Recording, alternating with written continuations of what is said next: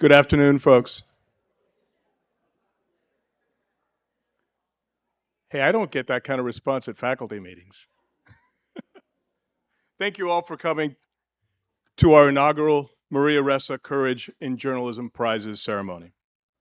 We are here to recognize courage in journalism over the past year with awards named for one of the most courageous journalists in the world. Thank you, Maria, for being here today.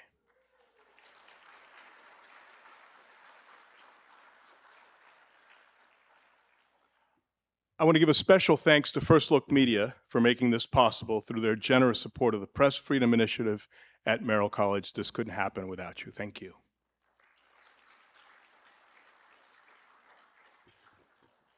This profession of ours isn't easy.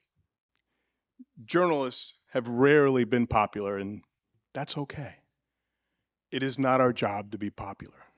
But today, journalists and journalism are under assault across the globe, including here in the United States, simply for doing their jobs. Division is the superpower of despots. Our honorees displayed the courage that it takes to hold the powerful to account, to provide a check on power, to shine a light on injustice, and to simply continue doing the important work of covering their local communities, all while facing both real and potential personal risk. It takes, it takes courage to make a difference, and that's why we're here today. So, with that, I am pleased to present the recipients of this year's Maria Ressa Courage in Journalism prizes. As we recognize each recipient, I invite all representatives to come to the stage to accept a prize, and then one will remain for a discussion of what went into their prize-winning entries. First up, this one's kind of my favorite, our Maria Ressa Prize for Courage in Student Journalism. The Maria Ressa Prize for Courage in Student Journalism honors student journalists in high school or college in the United States who exhibited courage and fought for press freedom while standing up to powerful forces. This is a special award because we are a journalism program that believes deeply in the power and potential impact of student journalists. The inaugural winner is the Daily Northwestern.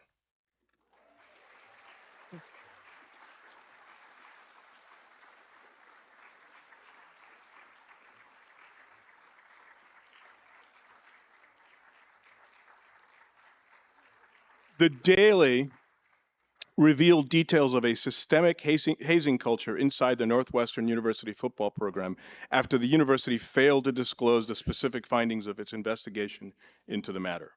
And their reporting affected change. Football coach Pat Fitzgerald, who had been put on leave following the university investigation into hazing, was fired 2 days after the Daily published its story, which featured extensive graphic accounts from two former football players. Here to accept this prize on behalf of the staff of the Daily Northwestern are staff managing editor Nicole Marcus and her dad,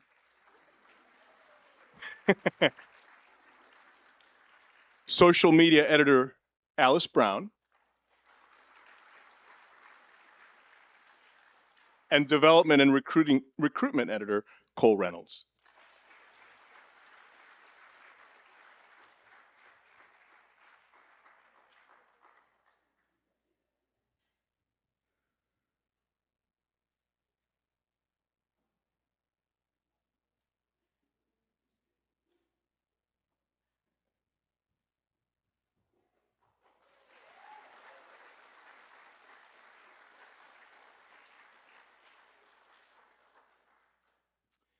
Now for our Maria Ressa Prize for Courage in Local or Independent Journalism. The Maria Ressa Prize for Courage in Local or Independent Journalism recognizes courage displayed by small newspapers, freelancers, or other journalists in the United States who have stood up to powerful forces despite not having many resources. The inaugural winner is the Marion County Record.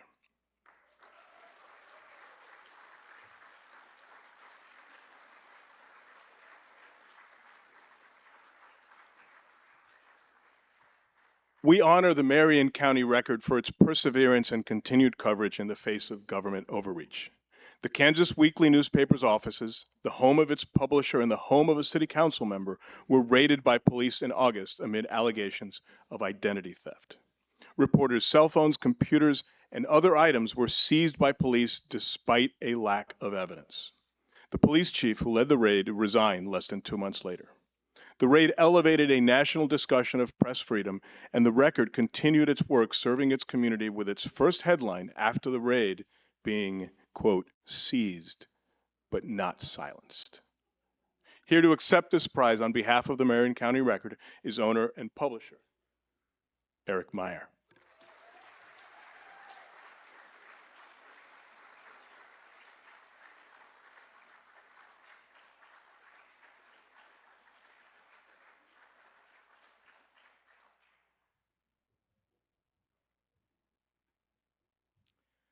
Next is our Maria Ressa Prize for Courage in Investigative Journalism.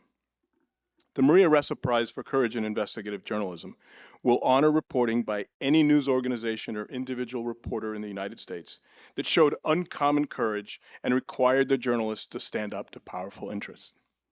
The inaugural winner is ProPublica for its coverage of the ethical lapses of Supreme Court Justice Clarence Thomas.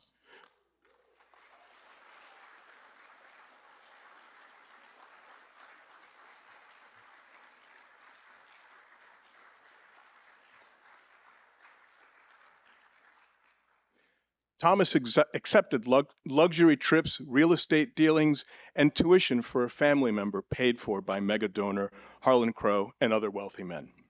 The findings of the investigation launched a national conversation about the ethics of the Supreme Court and how such gifts could affect decisions made by justices at a time when long-held rights of American citizens have been brought before the court.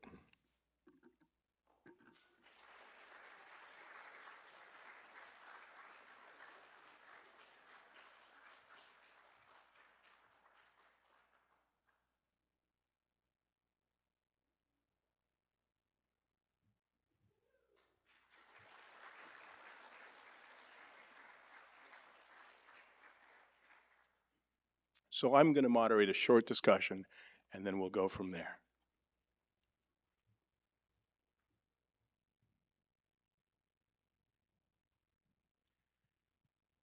Nicole, I know it's not fair, but I'm going to start with you.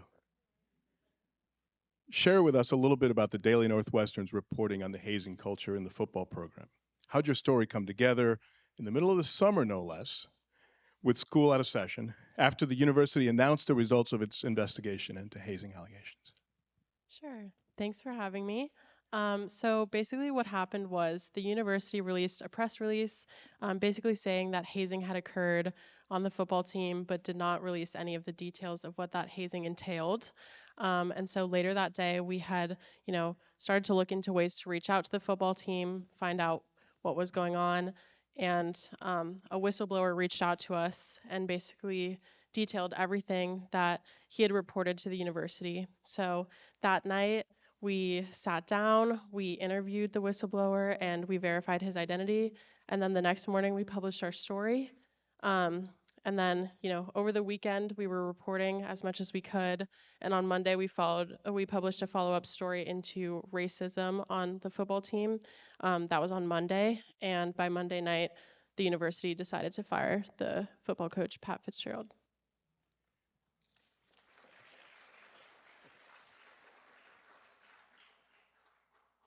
The turnaround of that story is astounding by any standards. What was the pushback like, and did it come immediate, or was it afterward because the turnaround was so quick? Yeah, that was a discussion that we had, that Friday night. We're all students, so none of us had ever handled a story of this magnitude, even close to this magnitude before. So we all sat down, discussed the risks, and discussed whether that was something that we would be comfortable with moving forward. We all agreed, and from there we published a story. I think for the most part, the feedback was really positive, especially from the Medill faculty, who really rallied around us to provide support, which was very nice. We did expect blowback, especially because Pat Fitzgerald is such a beloved figure at Northwestern.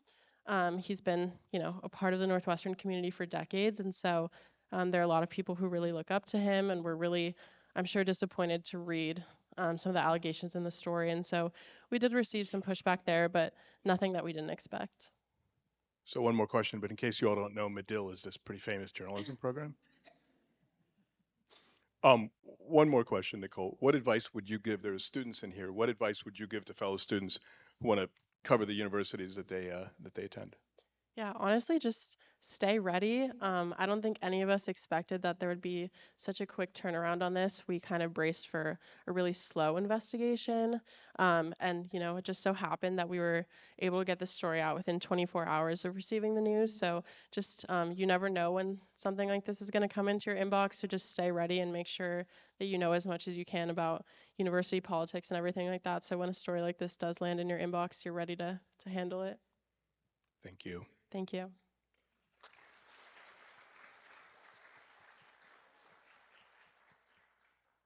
Eric, last August was a challenging experience for you and your staff. Share with us what that experience was like, having police raid your home and the paper's offices and going through that.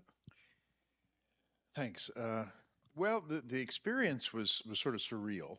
I really was for 26 years a faculty member at the University of Illinois and retired to do this little weekly thing. This is this little thing you can do along the side and have fun with.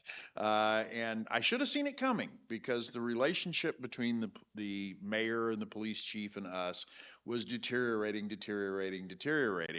And we'd had an incident where we'd been thrown out of a meeting, and a source came back and responded with some material that we eventually chose not to run, but wanted to verify it first.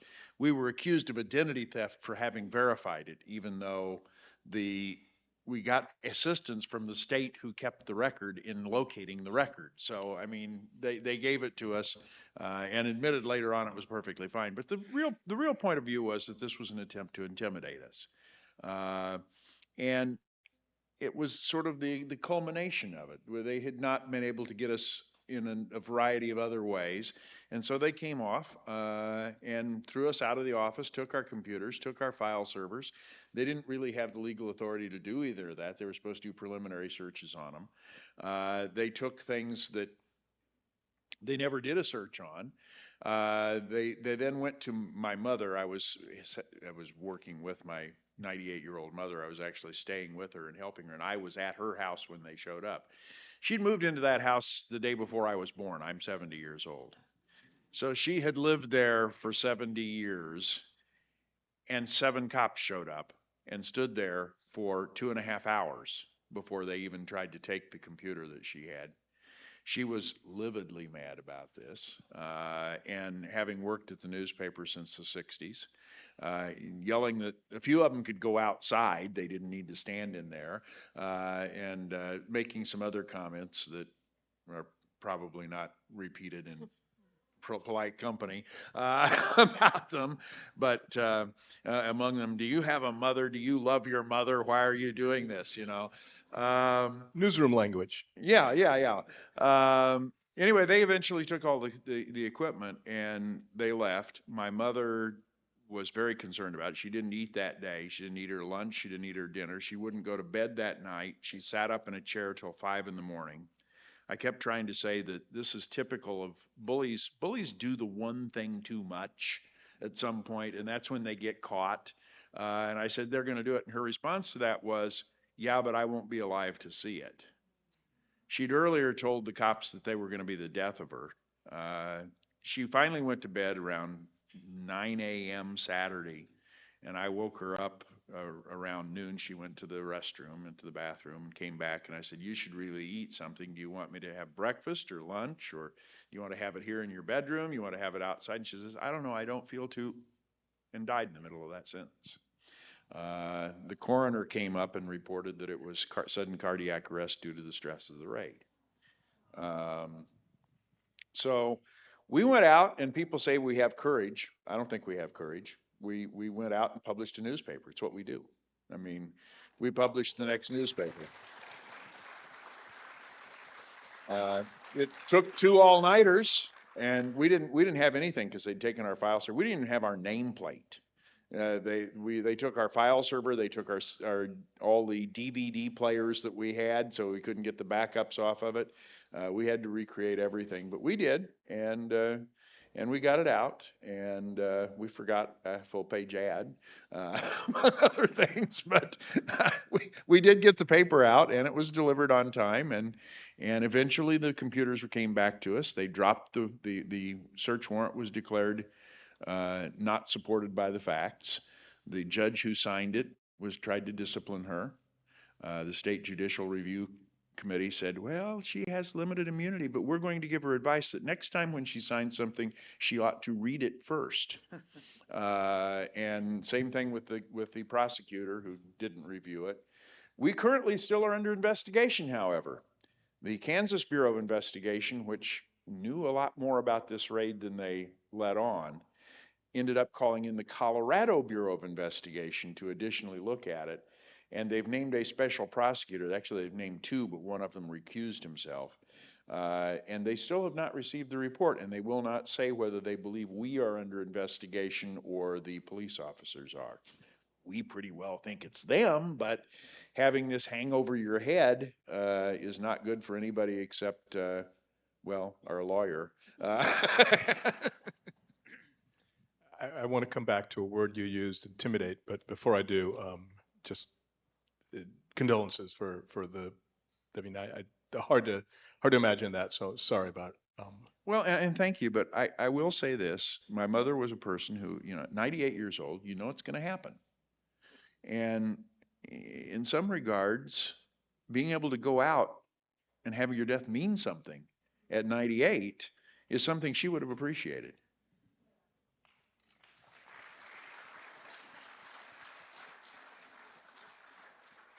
A lot of people in this room, a lot of Marylanders remember a similar statement a few years back. We got the paper out because that was the rallying cry of the Annapolis Capital. So you talked about intimidate, and I saw a story the other day that the efforts to intimidate or badger or just ignore or not cooperate or collaborate with small local outlets seem to be spreading around the country. I'm assuming people are communicating with you. Any sense of what you're hearing? Oh, in fact, I wrote an editorial this week saying that the only thing that made us different is that this is where it was exposed. It's happening everywhere, and it may not get to the same level. They may not, seize your newsroom because probably somebody's folded before that. Somebody's given up. And I said to Maria that it's the gutless groups that own some newspapers and the inexperienced people who run some newspapers and a general sort of Gen Z tendency of wanting to fit in and not stand out that I think has contributed. You might get some pushback in this room. Yeah. Well, not from these guys. They're okay. But I think it's happened in many locations. I think it may not have reached that same level, but it's definitely, as somebody who took 26 years off as a working journalist to teach at the university, coming back and seeing the difference starkly in how government officials and particularly law enforcement and others treat the media, it's startling. It was startling. Last question. On the flip side, how has the community, how's the Marion County community responded? Curiously, people are still afraid of the possibility of intimidation by the people who are around there. Now, the mayor's gone, who we believe actually orchestrated the entire thing.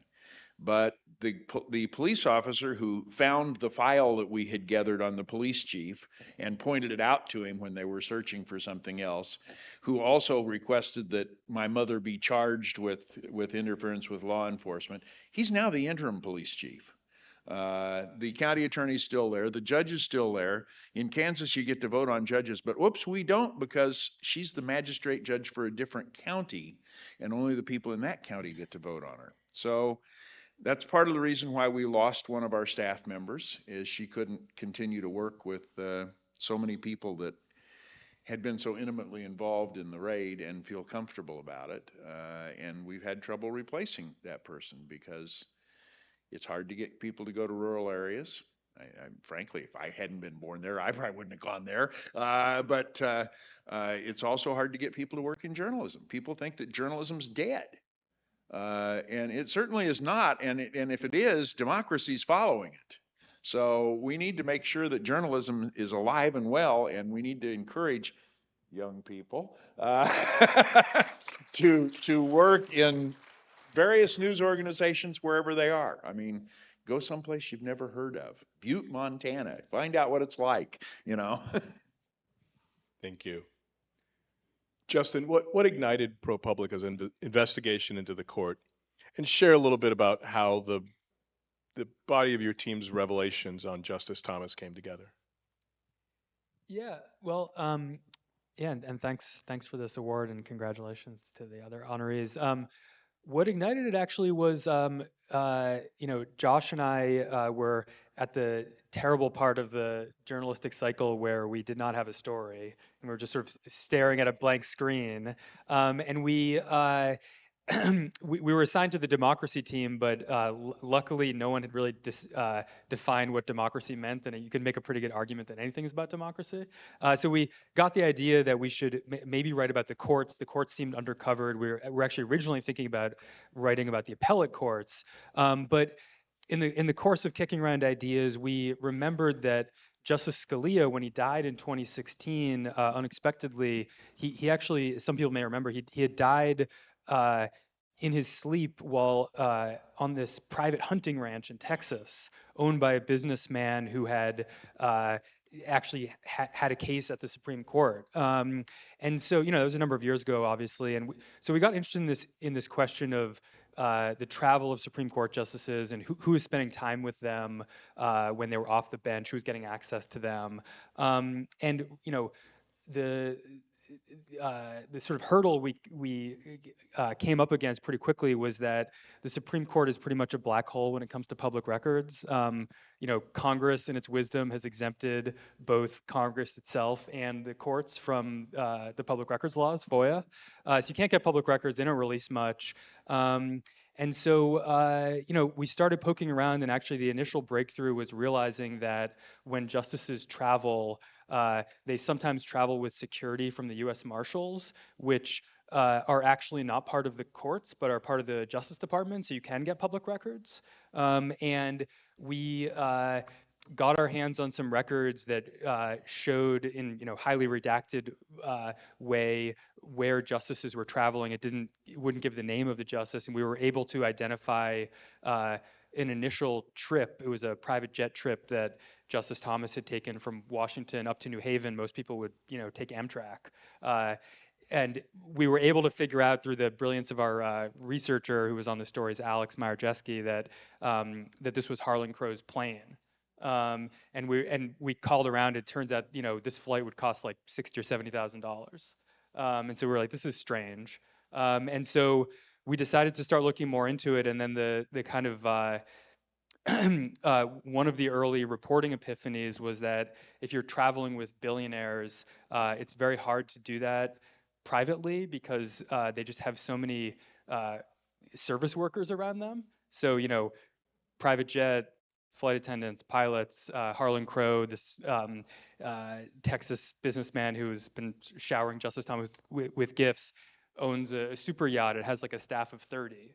And so the real breakthroughs were when we started just cold calling service workers. And I have to, give a shout out to, the courage shown by the people that decided to talk to us, many of whom, had reasons not to. We're talking about powerful, wealthy people with deep pockets, NDAs, all that sort of thing. So there's very few public records here. So we had to rely a lot on anonymous sources who could give us photographs and that sort of thing. And then after we published the first story, we started to get tips and kind of went from there. For the students in the room, right? The initial public records there was an access, but there was another way around, and that opened another vein. I'm going to assume that you didn't get a lot of comments from Supreme Court justices, but you did get pushback from some folks, I'm guessing. Yeah, interestingly, actually, Justice Thomas pretty much has a policy of not commenting to anything. He actually did release a statement after our first story. I think that was the only statement he gave directly in response. But one of the more interesting things that happened in the course of this reporting was we did another story about Justice Alito, and if you want to read 5,000 words about this, you can. But the two-sentence version was we found that Justice Alito had been taken on an all-expenses-paid luxury fishing trip to Alaska, also flown out on a private jet provided by a hedge fund billionaire, a guy named Paul Singer, whose hedge fund had a series of cases at the court in the same period.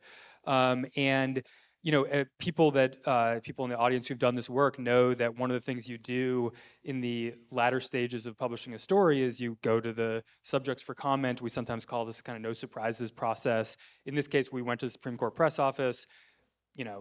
They were not going to give us an interview, so we did what we always do, which is sort of put everything we were considering reporting and writing in the form of questions and sent it off to the court. We had a conversation with the Supreme Court spokesperson who told us that the justice was not going to be commenting and asked us when we were going to publish our story, which we told her as a courtesy. We usually do that. And then I think that was a Monday. We were planning to publish a story maybe on Thursday.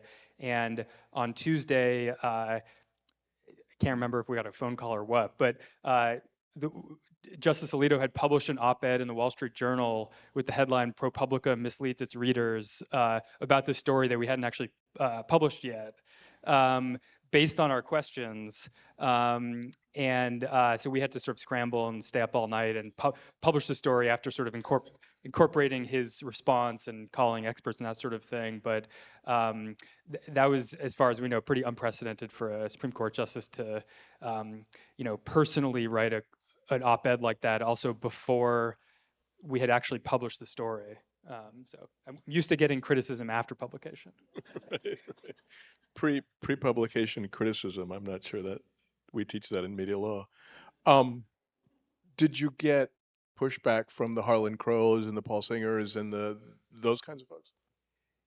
Yeah, most of the pushback, most of the most intense pushback actually came from the sort of tight circle around Justice Thomas. There's a guy who was a relatively high official in the Trump administration named Mark Pawlett. He's actually been mentioned as a possible attorney general in a possible next Trump administration. So it's a name you might hear more down the road. But he was somebody that had been kind of like an informal spokesman for Justice Thomas, had actually worked with him going back to the early 90s on his confirmation. And we got a sort of running social media commentary from him, these like 30 tweet threads attacking our stories and articles attacking us, but not from the court directly, except for that Justice Alito op-ed. Makes sense. So we're here to talk about courage and the courage required to do this important work. As a lifelong journalist in one form or the other, I never thought I'd have this conversation in the United States. I never thought it took courage to be a journalist until recently. Clearly, it does today. What role do you think courage plays, and this is for anybody, in the work you do on a daily basis? Do you think about it at all? I mean, I would again direct. I think at ProPublica we have the luck to have editors and relatively deep pockets, so we can write about powerful people and feel relatively safe about it. I mean, I would bring it back to our sources, who are usually the ones that are really showing real courage. Actually, a source for a previous series I worked on, in which my colleagues originally and I worked on it, got a leak of tax records of some of the richest people in the country.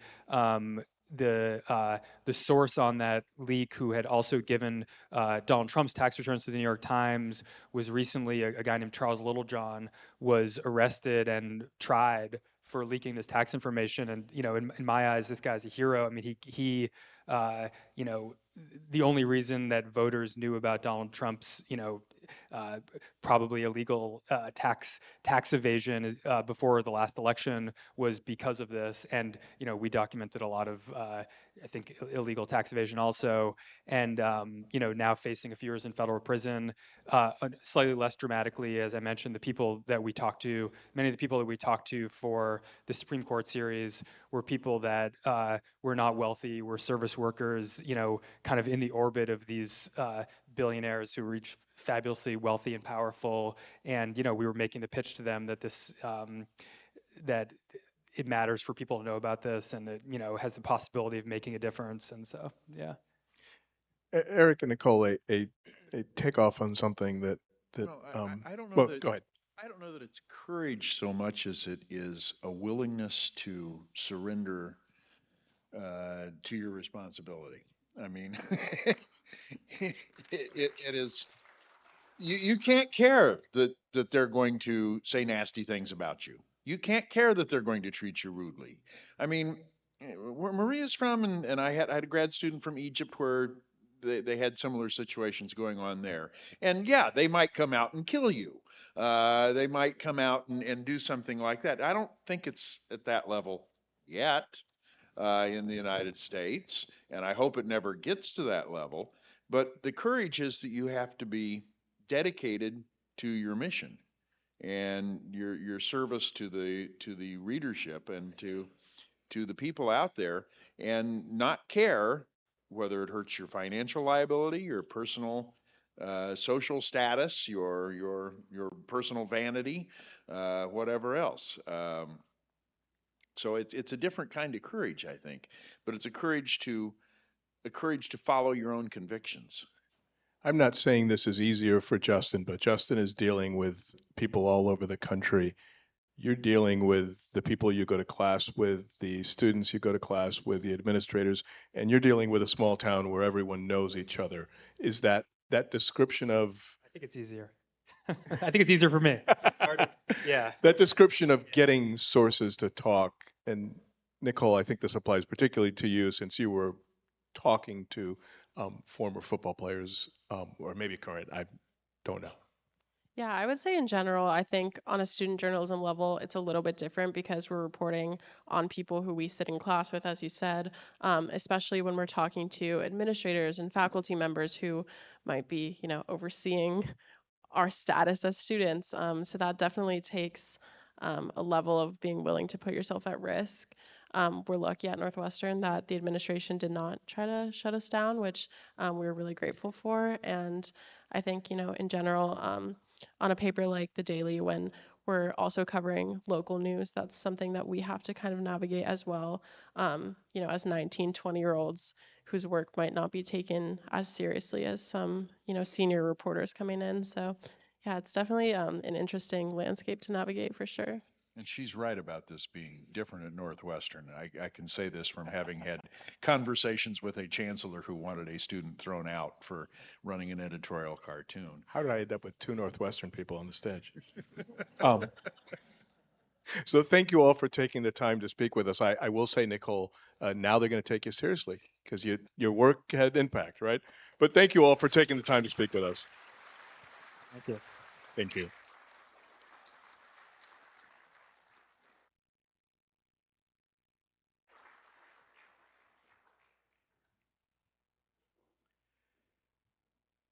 We would like to now take a moment to award a special citation to Evan Gershkovich of the Wall Street Journal. Evan has been detained in Russia since March 2023. We are now approaching 1 year, while doing his job on a reporting trip. We continue to stand with the Wall Street Journal and our colleagues throughout the industry and throughout the world, and we are hopeful that we will bring Evan home soon. With us today is Paul Beckett, assistant editor for the Wall Street Journal, who will come up and speak a little bit about Evan. There he is.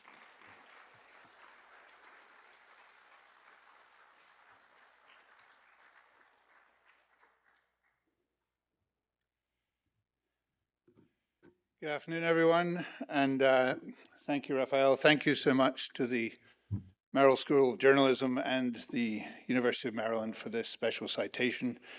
It's my honor to accept it on behalf of Evan, of his family, and of his colleagues at the Wall Street Journal.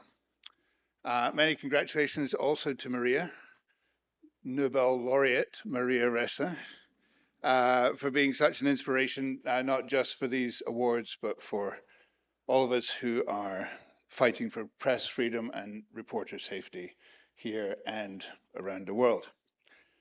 March 29th will mark the 1-year anniversary of Evan's unlawful detention in Russia. He faces 1 count of espionage, which we and the US government vehemently deny.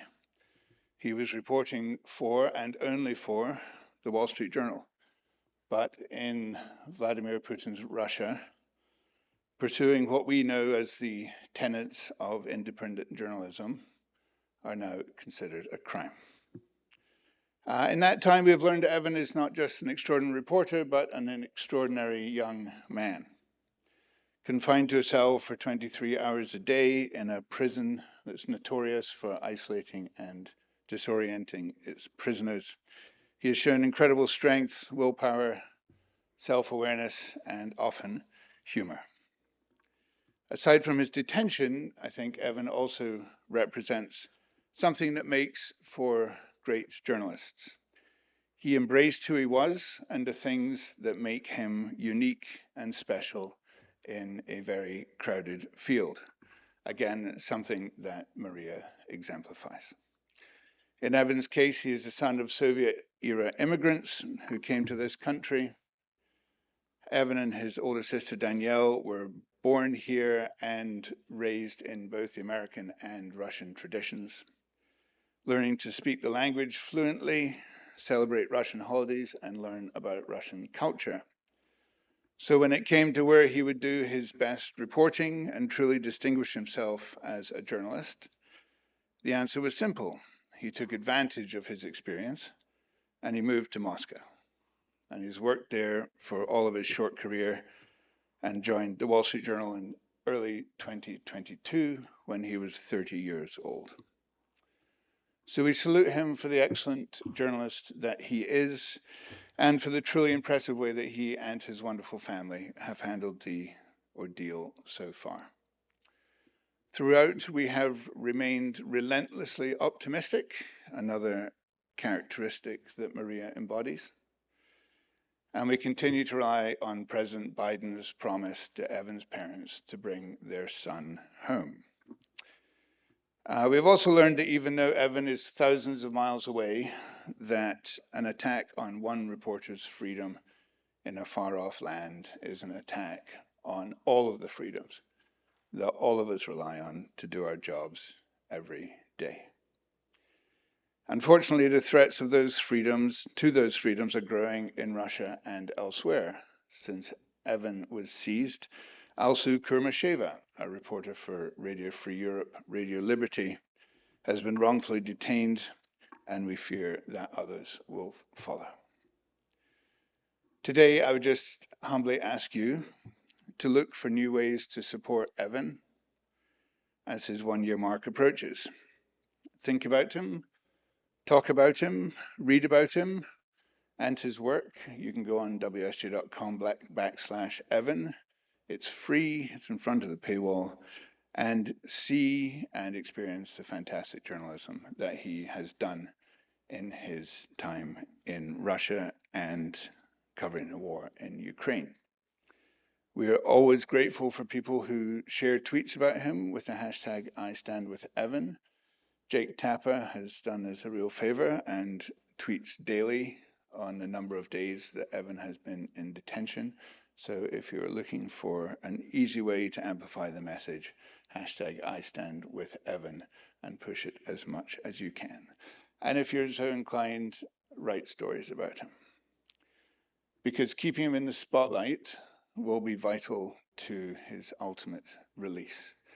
And with your help, we hope that we can make this milestone the last that he spends behind bars. Thank you very much.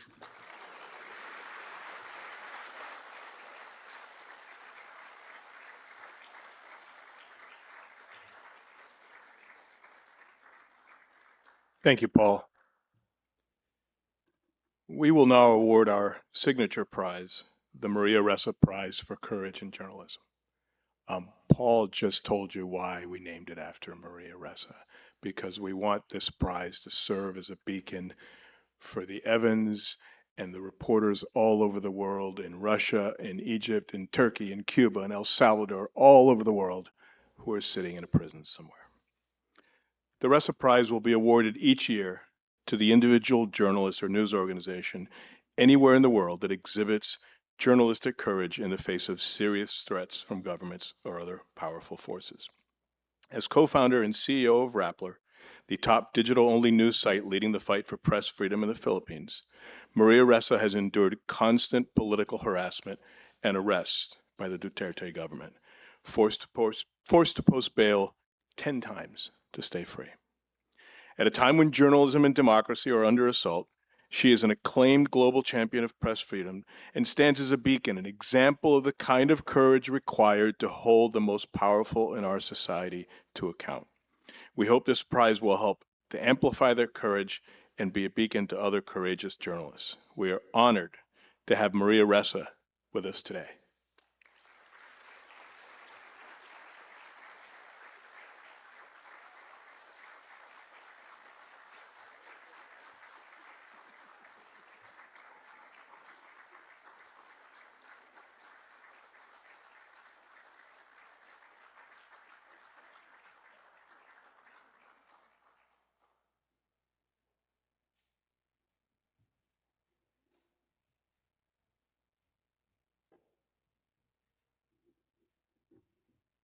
First, when Jim Risen told me about this, I was like, why the Maria Ressa Awards? Doesn't that happen after I die? And then I thought, well, maybe. um, Look, it says hope in action, and how incredible. I followed all these stories from the Philippines. In fact, on Kansas City, I think overnight we picked it up, and I was just shocked this was happening in America. Oh my God, I'm emotional. So there's also another reason I'm emotional. Yesterday, my doctor told me that I should go to the hospital. I'm not contagious. I don't have anything. I have eczema and atopic dermatitis. You'll see this, and I haven't slept all that much because there's so much to do that my immune system is compromised. So, of course, I could not come to the Maria Ressa Journalism Awards. So, so I'm here. Look,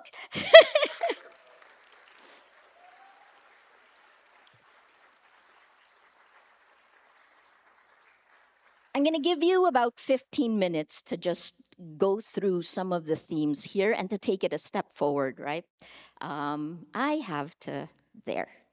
Okay, I love the question, what is courage? Because people kept asking me that. And part of the reason I wrote an entire book around it is maybe I grew up in the same era, right? For me, it wasn't about courage, it was just doing what you're supposed to do.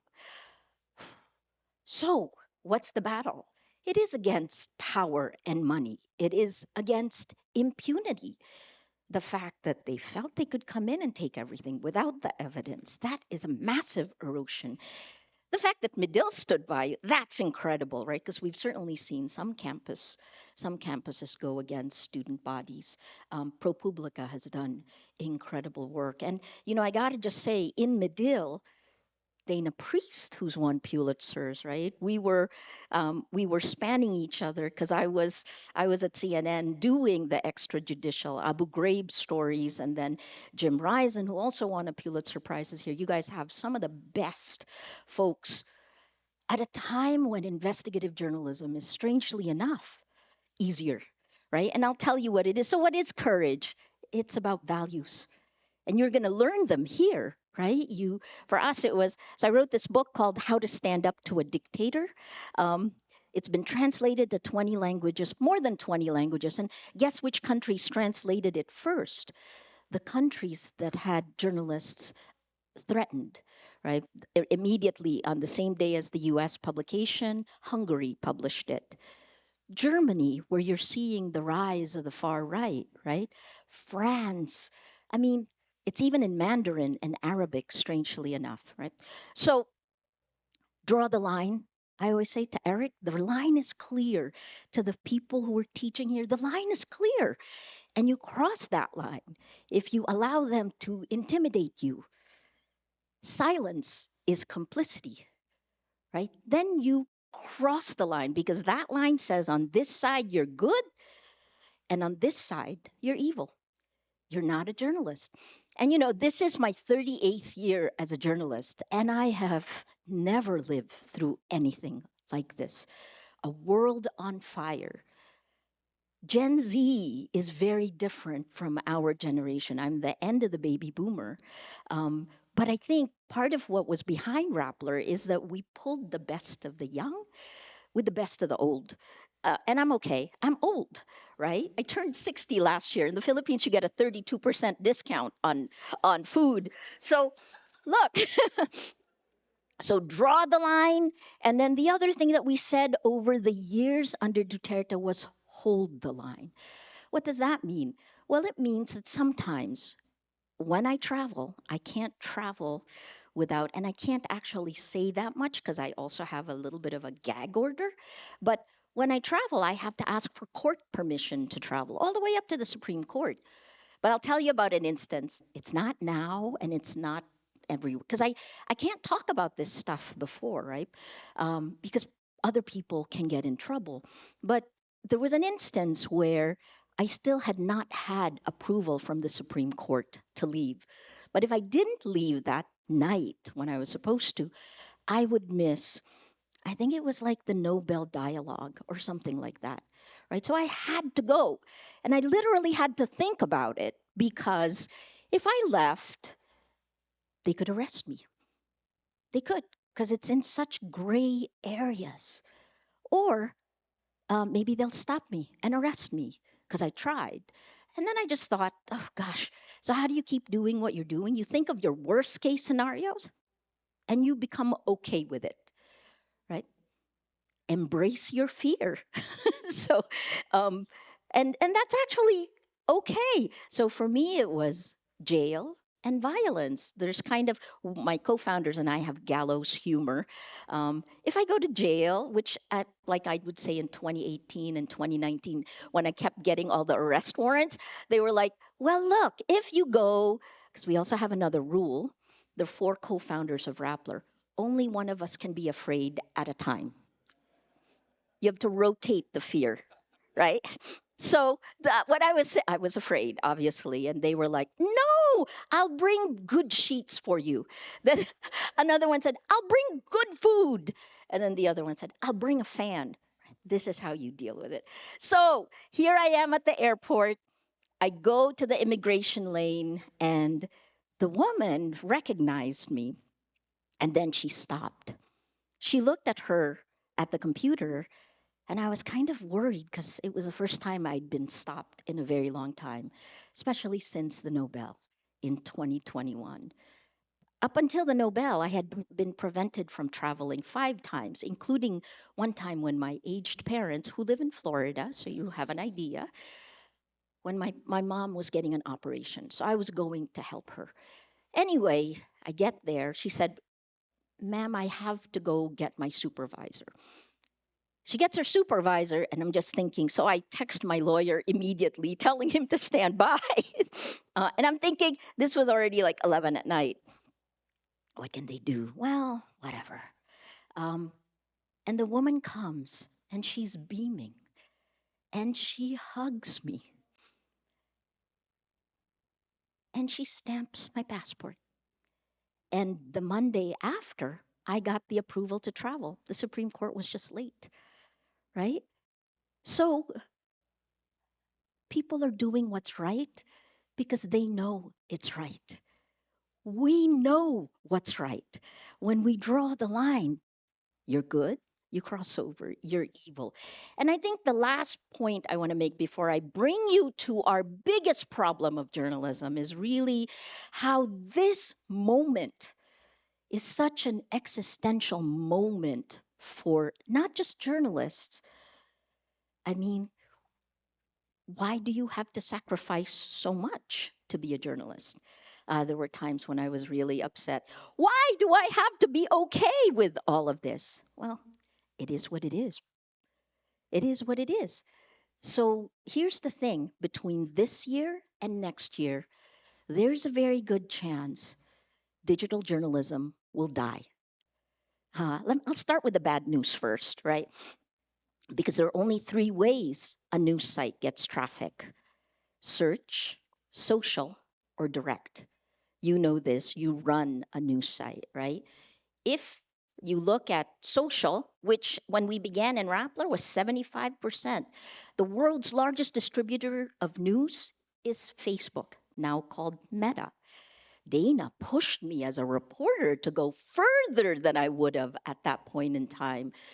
Now I'm absolutely convinced we cannot trust the algorithms they've put in place because it is driven by profit, right? Power and money. They do not care if it harms you or me. So the first is, since January last year, Meta has been constricting traffic to news sites globally. You're walking into elections. You're going to get a lot of propaganda. You're not going to get news on Meta. X, since Elon Musk has taken over, it's gone from bad to worse. And then November last year, generative AI came out, right?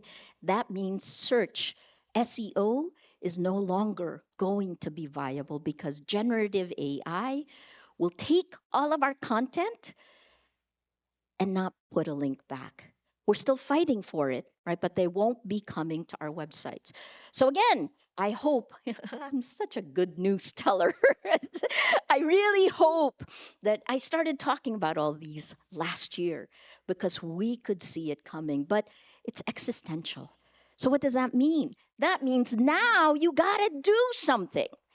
Now you got to get up off your seat. You can't lean back. Who said lean in? Don't use there. You laugh, Dana. Sheryl Sandberg, yes. Anyway, this is it, right? America, this is it, because where you go, the world will go. This is it, Medill. You have to move. All right, so let me quickly take you through some quick things, because you heard from some incredible shoe leather reporters, right? Journalism. Let me take you through the existential part and why we've gotten there. There have been two instances that we've dealt with artificial intelligence, the machine, right? The first one is social media. When machine learning created a model of each of us. Let's use Facebook, my favorite, Meta, because in the Philippines, 100% of Filipinos on the internet are on Facebook. Facebook is our internet. That's why we were really a test case, right? The comparison in Europe would be Slovakia. That's also why you've seen the kinds of elections they've had. Anyway, so what did social media do? What did they do? They built a model of each of us on Facebook. Forget that word model, because they use a lot of these words that flatten meaning. Change the word model with clone. Did you say you could be cloned? If you posted over 1,000 posts, they take all the available data. If you're doing that dating app on Meta, everything else. I love how the United States is talking about banning TikTok, but they're not talking about banning Meta or X, right? This is all the same thing. It just depends on who has all your data. So what happens after your clones, all of our clones are AI comes in and makes that the database. That is the master database that is used to micro-target you. Micro-target is not the old style advertising that we would have. Micro-targeting is taking your weakest moment to a message, whether that's for a company, that's called advertising now, or a country. That's propaganda. That is insidious manipulation. We haven't solved any of those problems. And we are walking into 2024, the year when more than half of the world will vote without any idea of the difference between fact and fiction. Because journalism is a thinking slow process. But the pipelines that connect us, This is a 2018 MIT study. This is in 2018, so this is a while back. Lies spread at least 6 times faster than really boring facts. Facts are boring. We spend our entire careers learning how to make it interesting for you, right? Um, and if you, in the Philippines, our data showed that if you lace it with fear, anger, and hate, it spreads even faster. Do you see the? So, sorry, yeah, here I am going. Let me talk about generative AI. Generative AI is how search can now kill traffic, right? Generative AI is large language models. It's taking all of the data we have that is out there, Wikipedia, all of the crap of social media. Maybe I'm not supposed to say crap, but I'm 60, you know. Um, uh, it takes all of that and feeds it into the machine. And the basic idea, which is speculative at best, is that if you keep feeding it data, that it's going to get smart. That's why it hallucinates now. What does that mean? It lies. It doesn't give you the facts, and yet it's out there, right? So large language models. How many people here use LLMs, large language models? Claude, Gemini, you can raise your hand because 100 million people downloaded. I'm so glad, so few, really, truly, nah. Wow, I'm so glad. But I do. If you go on Rappler, we actually do an LLM summary of every story on every page.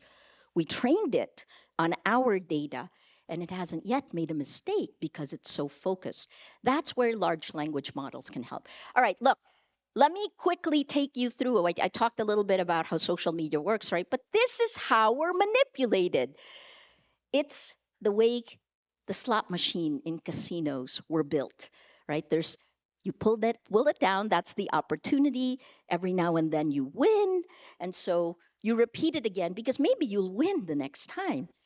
That's the design of social media, right? That's why those little things make you mildly addicted. Um, and it took until May last year for the US Surgeon General to come out with a report that showed the impact on our kids in America. What is that? Increased levels of sleeplessness, of suicide, of eating disorders, right? There's so many there. And then here's the part that I literally took out of it, which is he said that we have created, despite all those connections, an epidemic of loneliness.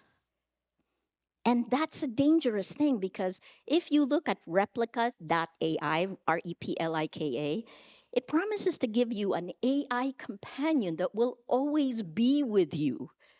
If our fear, anger, and hate were weaponized the first time, I'm worried the second time will be the innate loneliness in each of us, which forces us to find real connections and real meaning. So here is the behavior modification system. This is part of what I talked about at the Nobel lecture in 2021.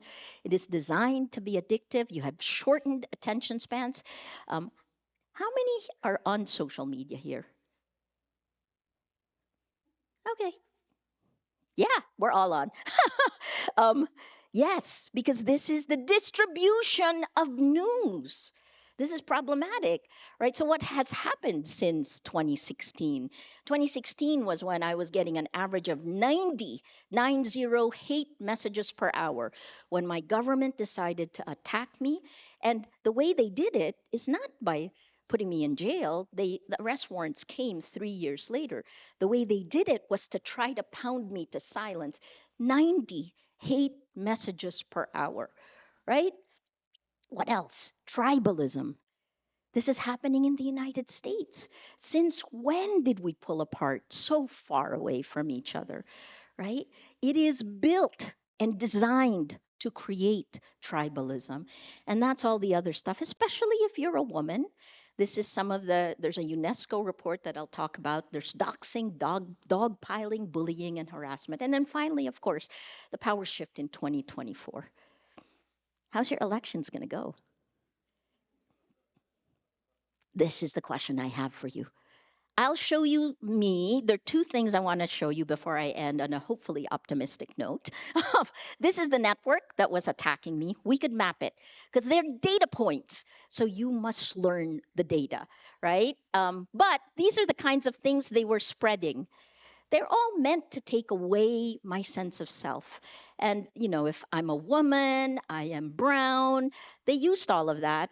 I have eczema. I'm not corrupt, so it's really hard to attack me. In fact, Rick Davis, who's also, yeah, Rick, when we were both with CNN, was the first person to redline my first book, with standards and ethics. But whoever thought that I would go through this, right? Look at the kinds of stuff they did here. This is called dehumanization.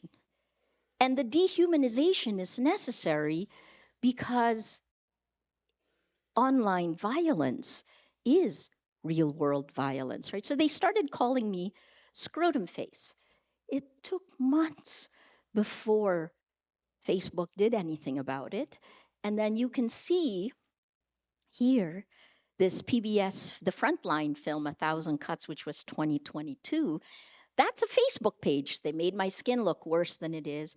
Right now, my skin isn't great. But look what they did, scrotum face, right? That very first dehumanization thing, my mom was the one who first sent it to me, right? So it's also targeted. Do not let it take away your spirit, right? If especially because the way you're going to fight back is you're going to collaborate, collaborate, collaborate. You're going to own your distribution, and I guess that's where I'm going to say my experience is not rare. This is a 300-page book published by UNESCO in 2022. Look at the stats. 73% of women journalists experienced online abuse. How many women here are going to be journalists or are in the journalism school? Raise your hands. I know you guys are. You got to be ready. And yet, you can't develop too thick a skin.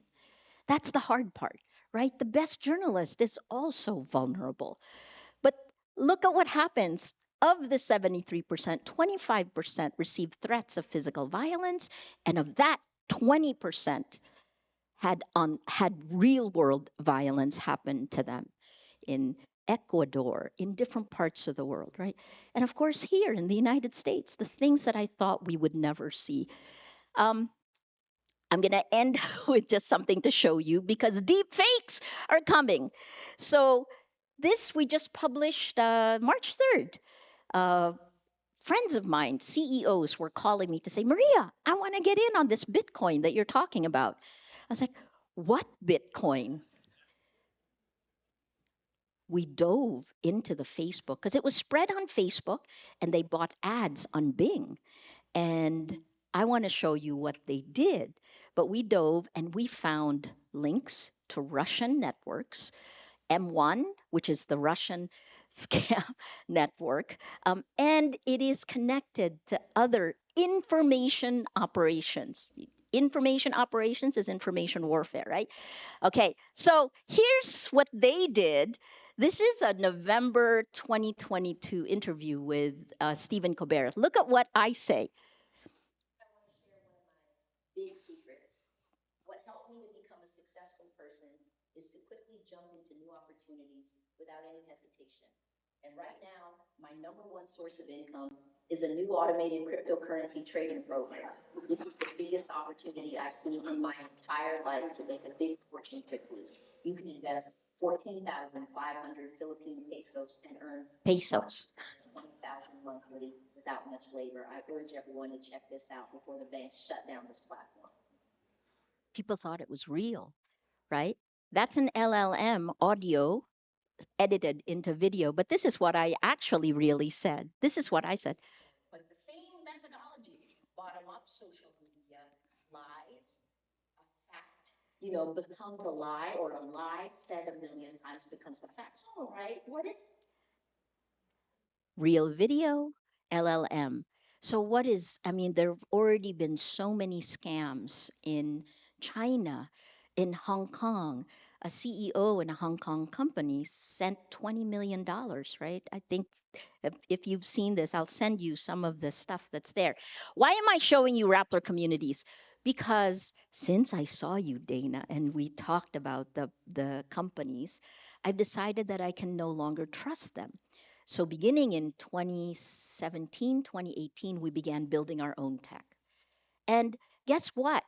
Every decision you make when you're building your tech, if you're a journalist, goes against virality. Think about the basic foundation, right, which is personalization. If you personalize every reality in this room would be called an insane asylum, right? Who said we had different realities, that the facts are different, that the facts are debatable? This is what happened when gatekeepers, when the news organizations lost our gatekeeping power. I want you to try it because what we did is we built a matrix protocol chat app. It is secure, end-to-end encrypted. But here's the thing, my CTO kept telling me, Maria, you have to like personalize it, otherwise they won't stay on. Because by design, you want them to keep scrolling. But you know what? That's not what I want for Rappler. I want you to come and think. I want you to come and build real communities of action. In fact, before social media, that was the idea behind Rappler.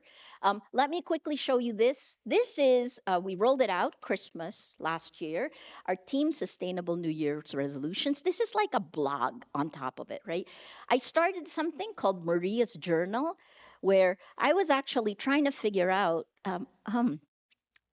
I co-chair I'm the vice chair of the Internet Governance Forum's leadership panel, and it was in Saudi Arabia. So I was remote. You can see here. Then I asked questions later on, but right underneath this, you're seeing I'm reading an advanced copy of Kara Swisher's Burn book and can't help but laugh out loud. She's so spot on and irreverent. She's scathing about many of the tech bro CEOs that but Steve Jobs was the real thing, concerned about privacy and real world harms, right? So this is still a little bit telling you what it is. But then you can do things like this. Guess who Kara calls Uncle Satan? Do you know who she called Uncle Satan? No, it's not Elon. It's not Jeff. It's not Mark. It was Rupert Murdoch. It was really interesting. Anyway, so they're real chats with real people, and it's working. I'll end with this. This is a 10-point action plan that Dmitry Muratov and I pulled together 2 years ago. It's now been signed by more than 300 Nobel laureates. It's civil society, news organizations. Where are the journalists? Why do we not have a Writers Guild strike? I mean, why are we allowing the LLMs to eat up all our content without any, well, like right now, if of course we stopped Google, we might disappear from search. That's the search generative experience. Let me end with this. So, only 3 points out of this 10-point action plan to reclaim our rights. The first, stop surveillance for profit. Surveillance for profit. It is you cloned that they then use to make much, much more money, tens of billions. Last year, $50 billion were invested in large language models. It's going to get worse because it's built on top of surveillance capitalism. The second, stop coded bias. If you are a woman, LGBTQ, if you are brown, these are biases coded into what connects us all, right? So we need to stop and demand better. And then finally, the last one, and this is where I hope you will take a position, where the Gen Z will actually take those old values forward in the age of digital, right? Journalism as an antidote to tyranny. This is the year. What are you going to do?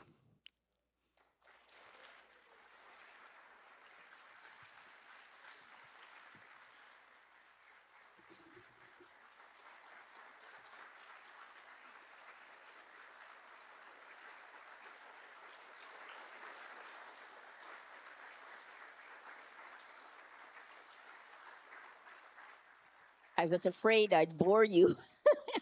It's a little geeky, but it's the Gen Z know this really well. Sorry. Question about why we named this after Maria Ressa? So if any of you picked up question cards on the way in, if you can pass them, well, Katie's walking around. There are others. In the meantime, I'll get Maria started on that last point, journalism as an antidote to tyranny. Many of us who get into this business think of journalism as a way of upholding democracy, as a way of speaking truth to power, so to speak. But journalism is in trouble economically. It is in trouble with trust with its audience, not to mention Yes. the points you just made. No, we were targeted, right? Know that. Please know that. Trust is what is broken. So is there something you would like to see differently? The United States is not the only country having elections this year. We are not the only country having difficulty with our elections. Is there something you would like to see from journalists this year that would be different than we've seen in recent past? I would think the biggest missing factor is we're still working alone. Right? It's every news group on its own, and yet ultimately the entire industry is in trouble, especially with large language models. So that's the first. What is our equivalent of the WGA action? Right now, it's still every man or woman for himself or herself, right? That's one. I think the second one is, where are you, America, in terms of legislation?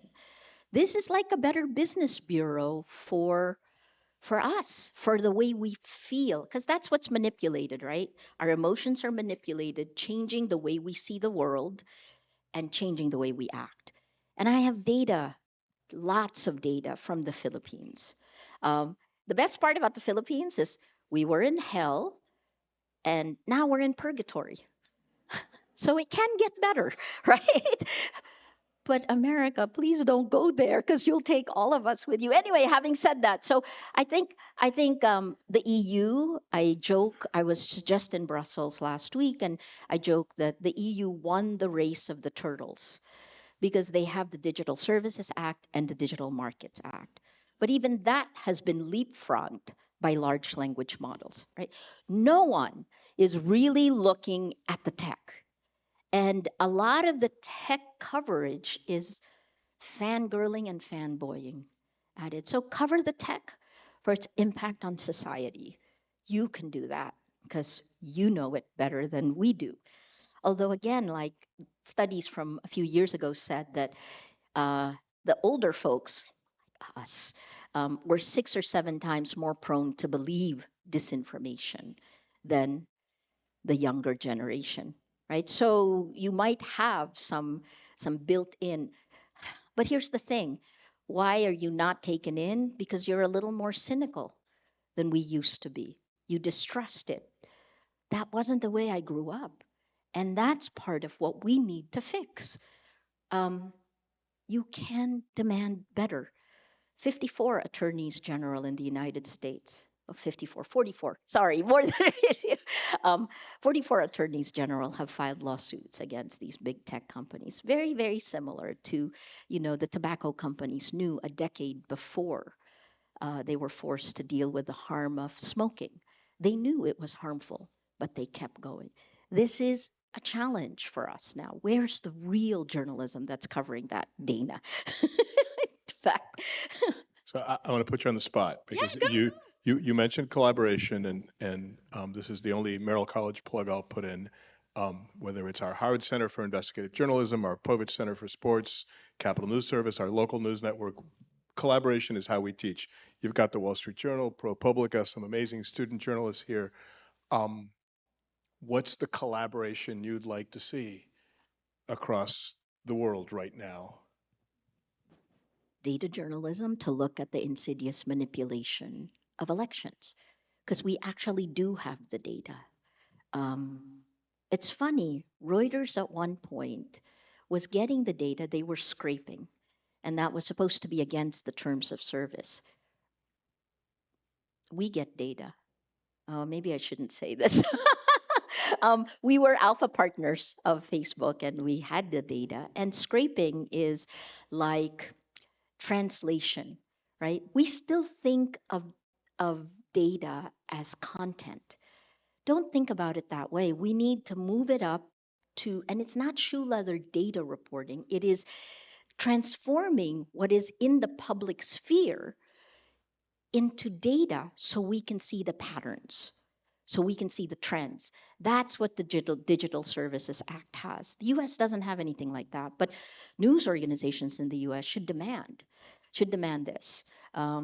We're certainly demanding this. So, what's a major collaboration? Let's look at these elections that are out. Did you know that Midjourney, who knows Midjourney? I mean, yeah, what?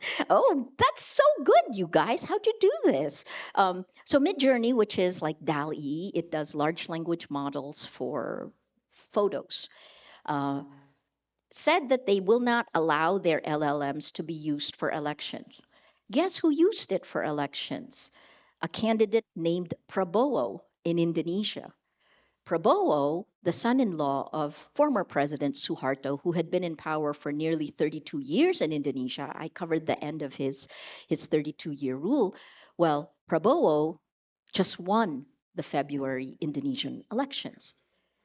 LLM made him cuddly and cute, even though the American company said it's not going to be used for elections. So used in elections where?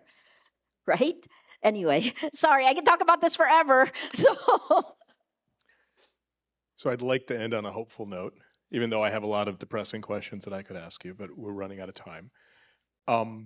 Where do you see, whether it's a news outlet, a country, a trend, a change, maybe it's these young people, where do you see hope for journalism? It's the same reason I have hope for Rappler, right? Move to where things are now, not to where they were. And once you do that, you realize how exciting it is, except jail and violence, but you realize how exciting it is because you're going to be creating it.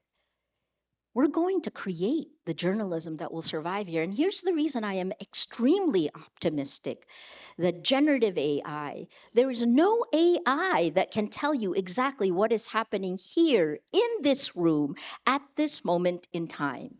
It will take a journalist to do that. So journalism must survive, but the question is how? What's the business model that you're going to use? These are the challenges I deal with as Rappler. And I can tell you that the advertising has shrunk from 75% to 24%. And it's data and tech that comes in. Not your data, because I can't clone you. I wouldn't do anything so insidious. In fact, this is the funny thing. The tech guys will say, but Maria, you can turn this into a bot. I was like, it's unethical, right? I mean, and stick to your standards and ethics, because that's what journalism is. It's taught me everything that I've built my life around. So build a better one.